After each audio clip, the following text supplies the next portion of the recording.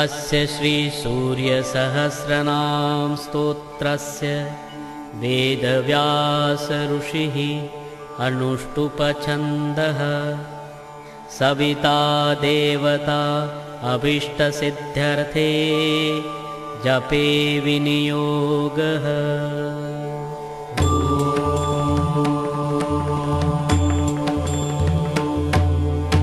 विश्वविद् विश्वजित्कर्ता विश्वात्मा विश्वतोमुख विश्वेश्वरो विश्वयोनिर् नियतात्मा जितेन्द्रियः कालाश्रयः कालकर्ता कालः कालनाशनः महायोगी महासिद्धिर् महात्मा सुमहाबलः प्रभुर्विभुर्भूतनाथो भूतात्मा भुवनेश्वरः भूतभव्यो भावितात्मा भूतान्तःकरणं शिवः शरण्यः कमलानन्दो नन्दनो नन्दवर्धनः वरेण्यो वरदो योगी सुसंयुक्तः प्रकाशकः प्राप्तयानः परप्राणः भूतात्मा प्रियतः प्रियः नयः सहस्रवात्साधुर् दिव्यकुण्डलमण्डितः अव्यङ्गधारि धीरात्मा सविता वायुवाहनः समाहितमतिर्दाता विधाता कृतमङ्गलः प्रपन्ने कल्पपातृत्रः सुमना धर्मवत्सलः समायुक्तो विमुक्तात्मा कृतात्मा कृतिनाम्बरः अविचिन्त्य वपुश्रेष्ठो महायोगी महेश्वरः कान्तः कामानिरादित्यो नियतात्मा निराकुलः सप्तसप्तिरचिन्त्यात्मा महाकारुणिकोत्तमः सञ्जीवनो जीवनाथो जयो जीवो जगत्पति अयुक्तो विश्वनिलयः संविभागे वृषध्वज वृषाकपिः कल्पकर्ता कल्पान्तकर्णो रविः एकचक्ररथो मौनी सुरथो रथिनां वरः सक्रोधनो रश्मिमाली तेजो राशिर्विभावसु दिव्यकृद्दिनकृद्देवो देवदेवो दिवस्पतिः दीननाथो हरो होता दिव्यबाहुर्दिवाकरः यज्ञो यज्ञपतिः पूषा स्वर्णरेता परावरः परापरज्ञस्तरणि अंशुमाली मनोहरः प्राज्ञपतिः सूर्य सविता विष्णुरंशुमान् सदा गतिर्गन्धवहो विहितो विधिराशुगः पतङ्गः पतगस्थाणु विहङ्गो विहगो वरः हर्यश्वो हरिताश्वश्च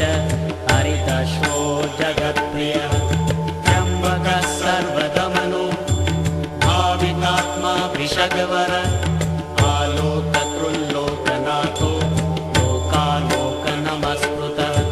कालः कल्पान्तको वह्नि प्रपन्नः सम्प्रतापनः विलोचनो विरूपाक्षः सहस्राक्षः पुरन्दरः सहस्ररश्मिमिहिरो विविधाम्बरभूषणः खगप्रतर्दनो धन्यो अयगो वाग्विशारदः श्रीमान् शिशिरो वाग्मी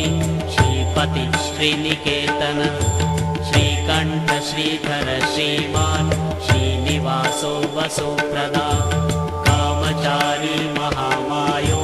महोग्रो विदितामय तीर्थक्रियावान् सुनयो विभक्तो भक्तवत्सला कीर्ति कीर्तिकरो नित्यं कुण्डलीकवचीरथि हिरण्यरेतः सप्ताश्वः प्रयतात्मा परन्तपः बुद्धिमानमरश्रेष्ठो भोजिष्णुपाकशासनः समुद्रो धनदो धाता मान्धाता कश्मलापः तमोघ्नोध्वान्तः वह्निर्भूतान्तकरणो गुहा पशुमान् प्रियतानन्दो श्रीमताम्बर नित्योदितो नित्यरथ सुरेश सुरपूजित अजितो विजितो जेता जङ्गमस्तावरात्मकः जीवानन्दो नित्यगामी विजेता विजयप्रद पर्जन्योऽग्निस्थितिस्थेय स्थविरोत्थनिरञ्जन प्रद्योतनोरथारूढ सर्वलोकप्रकाशक ध्रुवोमेशी महावीर्यो हंसः संसारतारक सृष्टिकर्ता क्रियाहेतुर्मार्तण्डो मरुतां पति मरुत्वान् वहनस्त्वष्टा भगो भर्गोर्यमा कपिः वरुणेशो जगन्नाथ कृतकृत्यः सुलोचन विवस्वान् भानुमान् कार्य कारणस्तेजसान्निधि असङ्गामि तिग्मांशु धर्मांशुर्दीप्तिदीप्ति सहस्रदीप्तिपद्म सहस्रांशुर्दिवाकरः गभस्तिमान् दीप्तिमान् सत्त्वे मणिकुलद्युति भास्करः सुरकार्यज्ञ सर्वज्ञस्तीक्ष्णदीप्तिः सुरज्येष्ठः सुरपतिर्बहुज्ञो वचसां पति तेजो निधिर्बृहत्तेजा बृहत्कीर्ति बृहस्पतिः अहिमानूर्जितो धीमान् नामुक्तः कीर्तिवर्धन महावैद्यो गणपतिर्धनेशो गणनायकः तीव्रः प्रतापनस्तापि तापनो विश्वतापनः कार्तस्वरो ऋषिकेश पद्मानन्दोऽतिनन्दितः पद्मनाभो मृताहार स्थितिमान् केतुमान्नभः पराजन्तोऽच्युतो विश्वो विश्वामित्रो वृणिर्विराट् अमुक्तकवचो वाग्मी कञ्चुकी विश्वभावन अनिमित्तगतिः श्रेष्ठः शरण्यः सर्वतोमुखः मृगाही वेणुरसः समायुक्तः समाक्रतुः धर्मकेतुर्धर्मरतिः संहर्ता संयमो यमः प्रणतार्तिहरो वायु सिद्धकार्यो जनेश्वरः प्रभो विगाहनः सत्य सवितात्मा मनोहर हारी हरिर्हरो वायुर् कालानलद्युतिः सुखसेव्यो महातेजा जगतामेककारणम् महेन्द्रो विष्णुतः स्तोत्रम् स्तुतिहेतु प्रभाकरः सहस्रकर आयुष्मान् रोगदः सुखदः सुखी व्याधिहा सुखदः सौख्यम् कल्याणं कलताम्बरः आरोग्यकारणं सिद्धिर्वृद्धिर्वृद्धिः बृहस्पतिः हिरण्यरेता आरोग्यं विद्वान् रत्नो बुधो महान् प्राणवान् धृतिमान् धर्मो धर्मकर्ता ऋषिप्रदः सर्वप्रियः सर्वसः सर्वशत्रुविनाशनः प्रांशुर्विद्योतनोद्योतः सहस्रकिरणकृति केयूरीभूषणोद्भासि भासितो भासनो नलः शरण्यार्तिहरो होता अद्योतः खगसत्तमा सर्वद्योतो भवोद्योतः सर्वद्युतिकरो मतः कल्याणः कल्याणकरः कल्यः कल्यकरः कवि कल्याणकृत्कल्यवपुः सर्वकल्याणभाजनम् शान्तिप्रियः प्रसन्नात्मा प्रशान्तः प्रशमप्रियः उदारकर्मा सुनयः सुवर्चा वर्चसोज्ज्वलः वर्चस्वी वर्चसामीशस्त्रैलोकेशो वशानुगः तेजस्वी सुयशाश्वर्ष्मि वर्णाध्यक्षो बलिप्रियः यशस्वी तेजोनिलयः तेजस्वी प्रकृतिस्थितः आकाशगः शीघ्रगते आशुभो गतिमान् खगः गोपतिर्ग्रहदेवेशो गोमानेकः प्रभञ्जनः जनिता प्रजनो जीवो नाशकः सर्वसाक्षी योगनित्यो नवस्वानसुरान्तकः रक्षोघ्नो विघ्नशमनः किरीटी सुमनः प्रियः मरीचिमाली सुमतिः कृताभिख्यविशेषकः शिष्टाचार शुभाचार स्वचाराचार तत्परः मन्दारो माठरो वेणु क्षुधा पक्ष्मापतिर्गुरु सुविशिष्टो विशिष्टात्मा विधेयो ज्ञानशोभन महाश्वेतप्रियो ज्ञेयः सामगो मोक्षदायक सर्ववीरप्रगीतात्मा सर्ववेदलयो महान् वेदमूर्तिश्चतुर्वेदो वेदभृद्वेदपारग क्रियावानसितो जिष्णुर्वरीयांशुर्वरप्रदः व्रतचारी व्रतधरो लोकबन्धुरलङ्कृतः अलङ्कारोऽक्षरो वेद्यो विद्यावान् विदिताशय आकारो भूषणो भूषो भूष्णुर्भुवनपूजितः चक्रपाणिर्ध्वजधर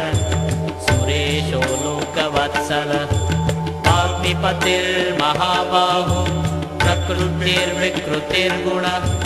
अन्धकारः श्रेष्ठो युगावर्तो युगावित् अप्रमेयः सदा योगी निरहङ्कार ईश्वर शुभप्रदः शुभशास्ता शुभकर्मा शुभप्रदः सत्यवान् श्रुतिमान्मुच्चै नकारो वृत्तिदो नलः बलदो बन्धुर्मतिमान् बलिनाम्बरः अनङ्गो नागराजेन्द्र पद्मयोनिर्गणेश्वर संवत्सर ऋतुर्नेता कालचक्रप्रवर्तक पद्मेक्षणः पद्मयोनि प्रभावानमरप्रभु सुमूर्ति सुमति सोमो गोविन्दो जगदादिज पीतवासा कृष्णवासा दिग्वासास्त्विन्द्रियातिग अतीन्द्रयोनेकरूपः स्कन्दः परपुरञ्जय शक्तिमान् जलधृग्भास्वा मोक्षहेतुर्यो निज सर्वदर्शी जितादर्शो दुःस्वप्नाशुभनाशन मङ्गल्यकर्ता तरणि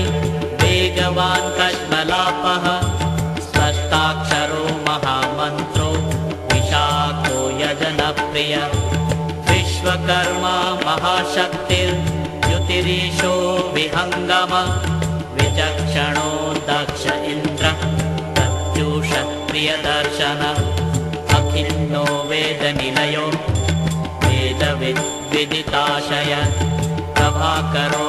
जितरिपु सुजनो ऋणसारथि मुनाशी सुरतस्कन्दो महितो भिमतो गुरु ग्रहराजो ग्रहपतिर्ग्रहनक्षत्रमण्डल भास्कर सततानन्दो नन्दनो नरवाहन मङ्गल्यचारुचरितः शीर्णः सर्वव्रतो व्रती चतुर्मुख पद्ममाली भूतात्मा प्रणतार्तिः अकिञ्चन सतामीशो निर्गुणो गुणवाञ्छुचिः सम्पूर्णपुण्डरीकाक्षो विधेयो योगतत्परः सहस्रांशु क्रतुमति सर्वज्ञ सुमति सुवाक् सुवाहनो माल्यदामा कृताहारो हरिप्रिय ब्रह्मा प्रचेता प्रथिता प्रयतात्मा स्थिरात्मक शतबिन्दु शतमुखो गरीयाननलप्रभ वीरो महत्तरो विप्र पुराणपुरुषोत्तमः विद्याराजाधिराजो हि विद्यावान् भूतिदः स्थितः अनिर्देशवपु श्रीमान् विपाप्मा बहुमङ्गलः स्वस्थितः स्वरथः स्वर्णो मोक्षदो बलिकेतनः निर्द्वन्द्वो द्वन्द्वः स्वर्ग सर्वग सम्प्रकाशक दयालु सूक्ष्मधी शान्ति क्षेम प्रिय भूधरो भूपतिर्वक्ता पवित्रात्मा त्रिलोचन महावराह प्रियकृत् दाता भोक्ता भयप्रद चक्रवर्ती धृतकर सम्पूर्णोऽथ महेश्वर चतुर्वेदधरो चिन्त्यो विनिन्द्यो विविधाशन विचित्ररथ एकाकी सप्तसप्तिः परापरः सर्वोदधिस्थितिकर स्थितिस्थेयस्थितिप्रियः निष्कलः पुष्कलो विभुर्वसुमान् वासवप्रियः पशुमान् वासवस्वामी वसुधामा वसुप्रदः बलवान् ज्ञानवास्तत्त्वम् ओङ्कारस्त्रिषु संस्थितः संकल्पयो निर्जिन्कृत् भगवान् कारणापः नीलकण्ठो धनाध्यक्ष चतुर्वेदप्रियं वद वषट्कारो दाता होता स्वाहाकारो हुताहुति जनार्दनो जनानन्दो नरो नारायणो बुध सन्देहनाशनो वायुर्धन्वी सुरनमस्कृतः विग्रही विमलो बिन्दुर्विशोको विमलद्युतिः द्युतिमान् द्योतनो विद्युत् विद्यावान् विदितो बलि धर्मदो हिमदो हास कृष्णवर्त्मा सुताजित सावित्री भावितो राजा विश्वामित्रो भृणिर्विराट् सप्तार्चि सप्तसुरगः सप्तलोकनमस्कृतः सम्पूर्णोऽथ जगन्नाथ सुमना शोभनप्रिय सर्वात्मा सर्वकृत्सृष्टि सप्तिमान् सप्तमी प्रिय सुमेधा मेधिको मेधो मेधावी मधुसूदन अंगिरः पतिः कालज्ञो धूमकेतुः सुकेतन सुखी सुखप्रदः सौख्य कान्तिः कान्तिप्रियो मुनि संतापन संतपन आतपस्तपसाम्पति उमापति सहस्रांशु प्रियकारी प्रियंकर प्रीतिर्विमन्युरम्भोथ कञ्जनो जगतां पति जगत्पिता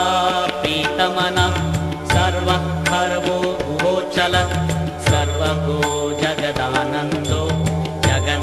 जगन्नेतासुरारिः श्रेयश्रेयस्करो जायान् महानुत्तम उद्भव उत्तमो मेरुमेयोर्धरणो धरणीधर धराध्यक्षोद्धर्मराजो धर्माधर्मप्रवर्तक तथाध्यक्षो रथगतिस्तरुणस्तनितो नल उत्तरोऽनुत्तरस्तापि अवाक्पतिरपाम्पति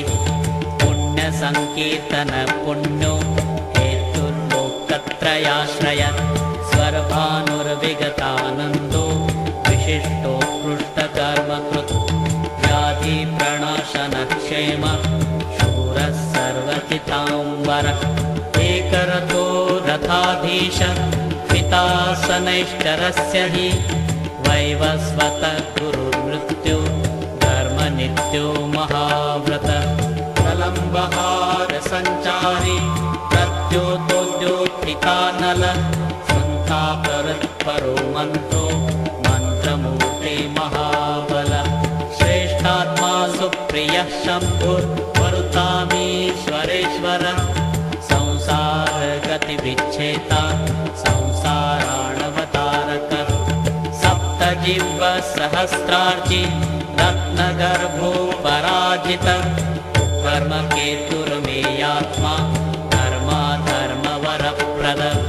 लोकसाक्षी लोकगुरु लोकेशश्चण्डवाहन धर्मयूपो यूपवृक्षो धनुष्पाणिर्धनुर्धर पिनाकदुं महोत्साहो महामायो महाशन वीरः शक्तिमतां श्रेष्ठ सर्वशस्त्रभृताम्बर ज्ञानगम्यो दुराराध्यो लोहिताङ्गो विवर्धन खगोन्धो धर्मदो नित्यो चित्रविक्रम भगवानात्मवान् मन्त्र अक्षरो नीललोहित एकोनेकस्त्रैकाल सविता समितिञ्जय शारङ्गन्वानलो भीम सर्वप्रहरणायुध सुकर्मा परमेष्ठी च नागपालेति विस्थित वदान्यो वासुकिर्वैद्य आत्रेयोऽथ पराक्रम द्वापर परमोदार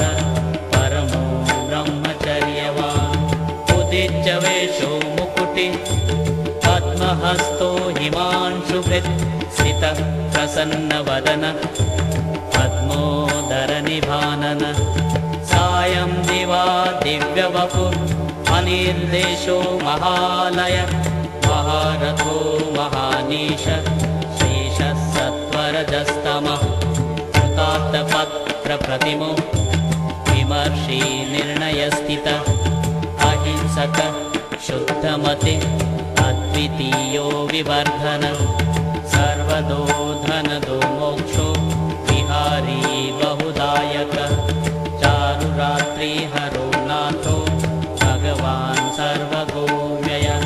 मनोहर वपुशुभ्र शोभन सुप्रभावन सुप्रभाव सुप्रताप सुनेत्रो दिग्विदिक्पतिः राज्ञी प्रियः शब्दकरो ग्रहेशस्तिमिरापः सैहिकेयरिपुरदेवो वरदो वरनायकः चतुर्भुजो महायोगी योगीश्वरपतिस्तथा एतत्ते सर्वमाख्यातं यन्मां त्वं परिपृच्छसि नाम्नां सहस्रं सवितु पराशर्यो यदाहमे धन्यं यशस्वमायुष्यं दुःखदुःस्वप्ननाशनं बन्धमोक्षकरं चैव भानुर्नामानुकीर्तनात् यस्तिदं शृणुया नित्यं पठेद्वा प्रयतो नरः अक्षयं स्वर्गमम्बाजं भवेत् तस्योपसादितं कृपाग्नितस्करभयं व्याधितो न भयं भवेत् विजयी च भवेत् नित्यम् आश्रयं परमाप्नुयात् कीर्तिमान् सुभगो विद्वान् स सुखी प्रियदर्शन जीवेत् वर्षशतायुश्च सर्वव्याधिविवर्जितः नाम्नां सहस्रमिदम् अंशुमतः पठेत्यः प्रातः शुचिर्नियमवान् सुसमृद्धियुक्तः दूरेण तं परिहरन्ति सदैव रोगा भूताः सुपर्णमिव सर्वमहोरगेन्द्राः इति भविष्यपुराणे सप्तमकल्पे श्रीभगवत्सूर्यस्य सहस्रनाम स्तोत्रं सम्पूर्णम्।